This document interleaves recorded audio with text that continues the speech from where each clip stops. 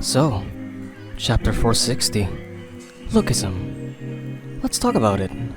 You know I can paint the world, sitting there in black and gold. You the perfect chemical, I gotta test, I gotta know. You know I'm the criminal, but I could take your heart and go. You the perfect chemical, I gotta test, I gotta just let me. Just let me. In Lookism's recent chapter, something incredibly big happened. On Allied's way up to the First Affiliate's headquarters, Daniel encounters Logan seeking revenge.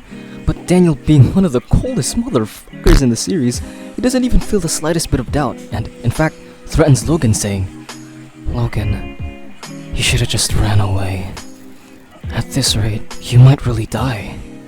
And with a pissed off look on Logan's face, he readies himself for battle. We get some exposition on Daniel's training, and Gun explains that the reason why Daniel's copy is so subpar is because his body lacks the physicality.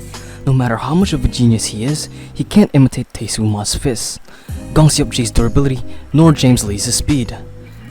"But everything will be different now," said Gun. And as the chapter pans on a mountain of solid steel materials, and engraved on them are fists. Fists that went through so much to become untouchable. And as we flash back to the present, we're shown the stance that Daniel took. The stance of Seoul's White Snake, the first generation king above the rest, the late Ji Chang-kwok. And that's where the chapter ends. After a week's worth of waiting, this chapter was most definitely worth it. But the real point is, who wins between these two undeniable monsters?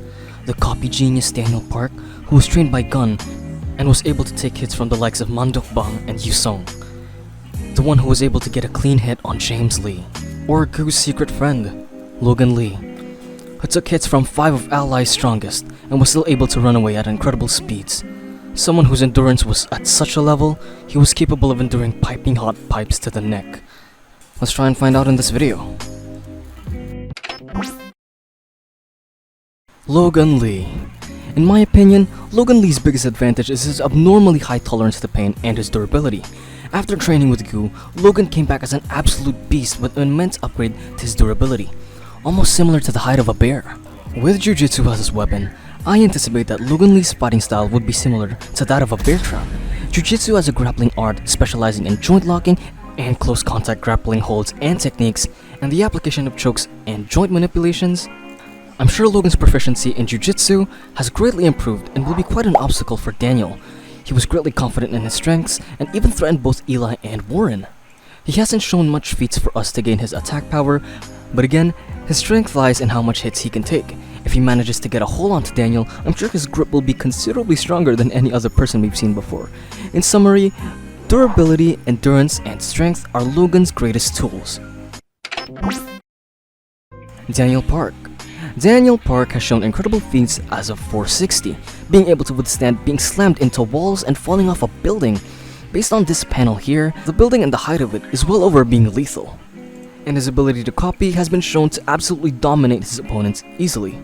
Even in this panel where Logan tries to use his Jiu-Jitsu on Daniel, it seems like he already has a counter in his sleeve before getting interrupted by Zack. Daniel being trained to deal with different types of fighting situations shows that his arsenal may prove too much for Logan, and his unpredictability may be a contributing factor to him overpowering Logan. Not only does Daniel have perfected techniques in boxing, Muay Thai, Taekwondo, and other martial arts, we aren't even accounting for UI, in which his physical brutality shines and removes all his moral-based restrictions.